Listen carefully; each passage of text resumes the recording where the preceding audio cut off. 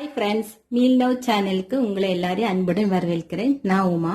இன்னைக்கு இந்த இட்லி அரிசி வச்சு ஒரு ரெசிபி தான் உங்க கூட ஷேர் பண்ண போறேன். ரொம்ப டிஃப்ரெண்டாக இருக்கும், டேஸ்டாகவும் இருக்குங்க. இதுக்கு நான் இட்லி அரிசி எடுத்துருக்குறேங்க, 1 கப் அளவுக்கு. அதே அளவுக்கு தேங்காய் எடுத்துருக்குறேன். இந்த கப்பில் தான் எடுத்துருக்குறேன். நீங்கள் எந்த கப்பில் எடுக்கிறீங்களோ அதே அளவுக்கு தேங்காய் எடுத்துருங்க. இது ஒரு 4 மணி நேரம் ஊற வச்சுட்டேங்க. இப்போ மிக்சியில் அரைச்சிடலாம். நல்லா நைஸாக அரைச்சிடலாங்க.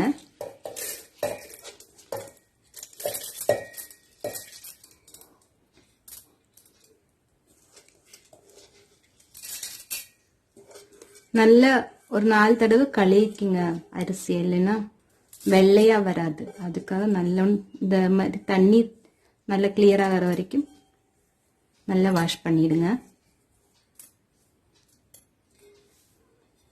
இதில் இப்போ 1 கப்பு தேங்காய் ஆட் பண்ணிக்கலாம். நீங்க பால் எடுத்து கூட ஆட் பண்ணிக்கலாம். இதில் 1/2 கப் அளவுக்கு சர்க்கரை,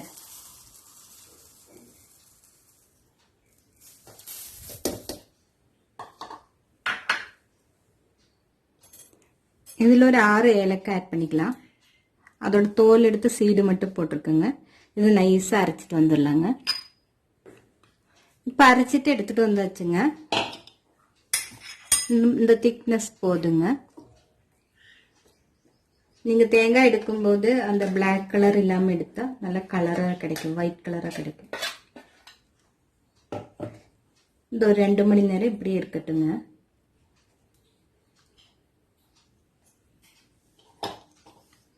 மூடி வச்சுக்கலாம். ஈஸ்ட் இருந்தா ஈஸ்ட் ஆட் பண்ணிக்கோங்க. நான் இப்போ ஏனோ ஆட் பண்ணி தான் செய்ய போறேன்.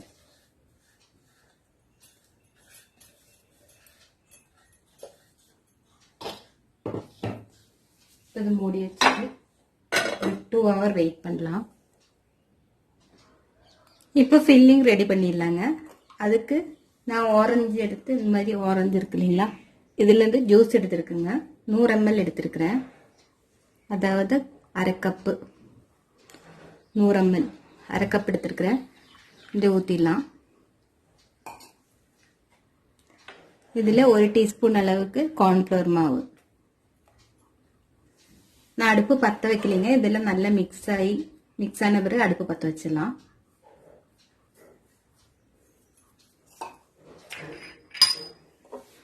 கால் கப் அளவுக்கு சுகர்,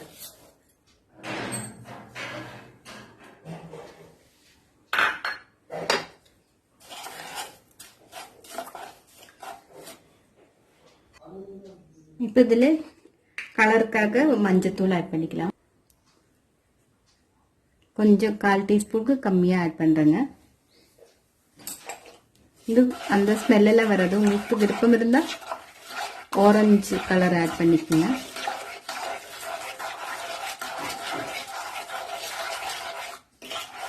இந்த மாவு நல்லா மெல்ட் ஆகட்டும். இதில் அப்போ தான் கெட்டி இல்லாமல் நம்மளால நல்லா சுண்ட வைக்க முடியும்.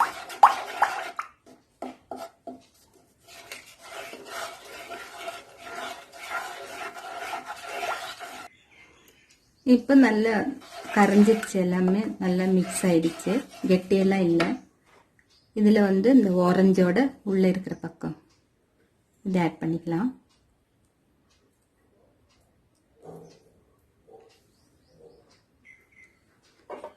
அதுக்குள்ள ஆட் பண்ணிக்கலாம். இப்போ அடுப்பு ஸ்லிம்மில் வச்சுட்டு நல்லா சுண்ட வச்சிடலாங்க.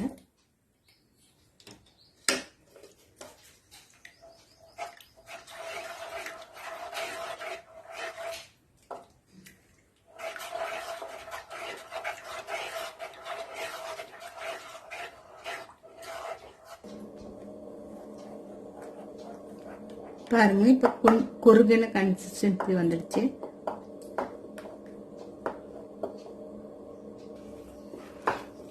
இது நல்லா திக்காயிடுச்சுங்க. இன்னும் 2 நிமிஷம் வச்சா போதும். ஜெல்லி கன்சிஸ்டன்சி வந்துடுச்சு.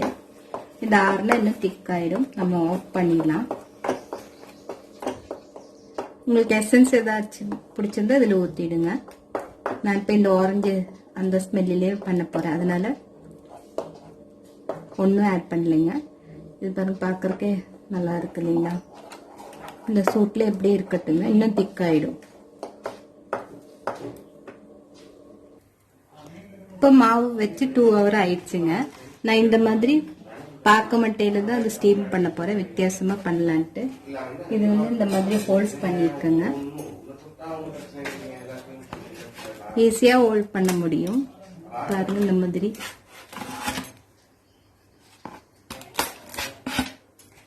எல்லா இடத்துலையும் நிறைய ஹோல்ஸ் பண்ணிட்டு தான் பண்ண போகிறேன். ஆல்ரெடி ஒன்று பண்ணி வச்சிருக்கிறேன், காமிக்கிறேன் நான்.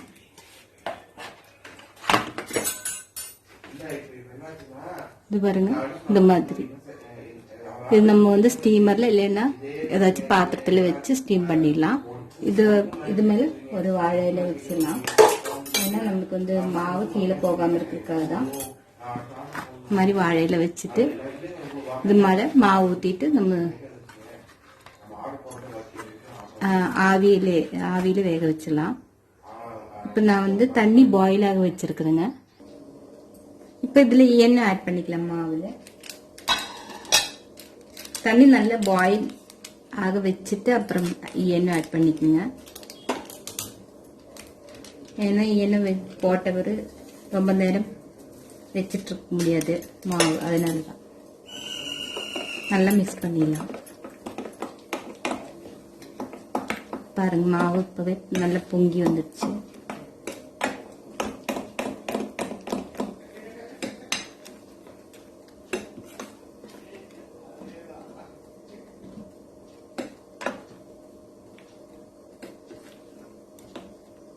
இப்போ இது வந்து நம்ம ஸ்டீம் பண்ண வச்சிடலாம். பாருங்க, தண்ணி நல்லா பாயில் ஆயிடுச்சு. இப்போ இந்த தட்டு இது மேலே வச்சிடலாம், இலையும் வச்சிடலாம்.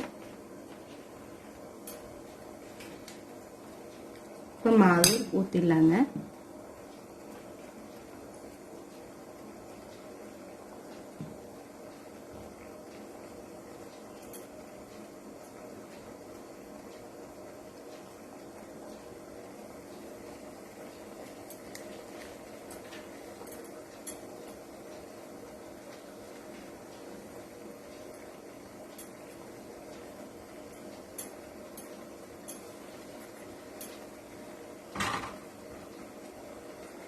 இப்போ வேறு 5 நிமிஷம் மூடி வச்சுக்கலாங்க, மாவு வேகட்டும்.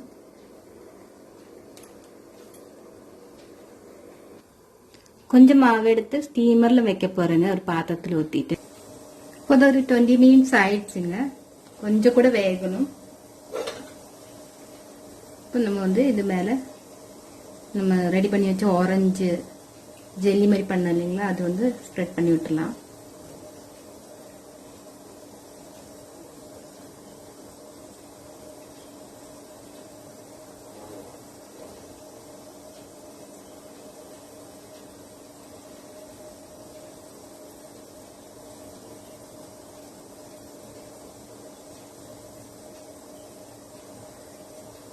நல்லா ஹெல்த்தியான ரெசிபிங்க, எல்லாரும் செஞ்சு பார்த்துட்டு எனக்கு கமெண்ட் சொல்லுங்க. இதில் பண்ணும்போது கொஞ்சம் மெதுவாக தான் ஆகுது. இப்போ இது மேலே கொஞ்சம் மாவு ஆட் பண்ணிக்கலாம். இது கவர் பண்ணுற மாதிரி.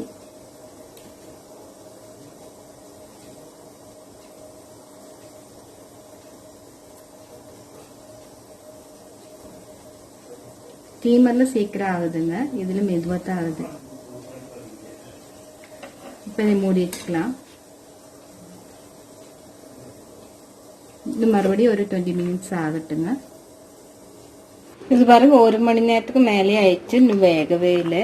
இந்த மாதிரி யாரும் பண்ணாதீங்க, நான் சும்மா ட்ரை பண்ணேன், அது சக்ஸஸ் ஆகலை. இப்போ இதில் ஸ்டீமரில் வச்சு நல்லா வெந்திருக்கு. இது கொஞ்சம் ஆறட்டுங்க. ஆறின பிறகு நான் கட் பண்ணி காமிக்கிறேன்.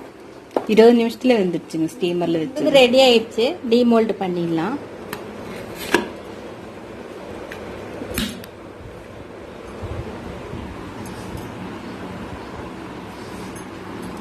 பாருங்க, சூப்பரா சாஃப்டா வந்திருக்கு. எல்லாரும் செஞ்சு பார்த்துட்டு எனக்கு கமெண்ட் சொல்லுங்க. கட் பண்ணி காமிக்கிறேங்க.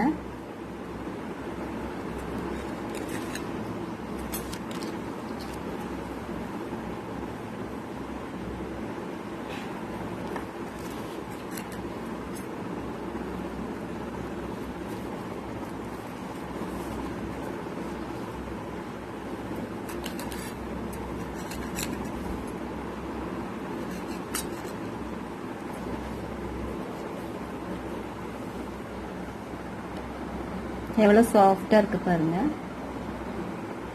எல்லோரும் செஞ்சு பார்த்துட்டு உங்கள் கமெண்ட்ஸ் எனக்கு மறக்காமல் சொல்லுங்கள். இந்த வீடியோ பிடிச்சிருக்குன்னு நினைக்கிறேங்க. பிடிச்சிருந்தா லைக் பண்ணுங்கள், ஷேர் பண்ணுங்கள். என்னோடய சேனல் புதுசாக பார்க்குறவங்களா இருந்தால் மறக்காமல் சப்ஸ்கிரைப் பண்ணுங்கள். இந்த வீடியோ பார்த்ததுக்கு ரொம்ப ரொம்ப தேங்க்ஸ்.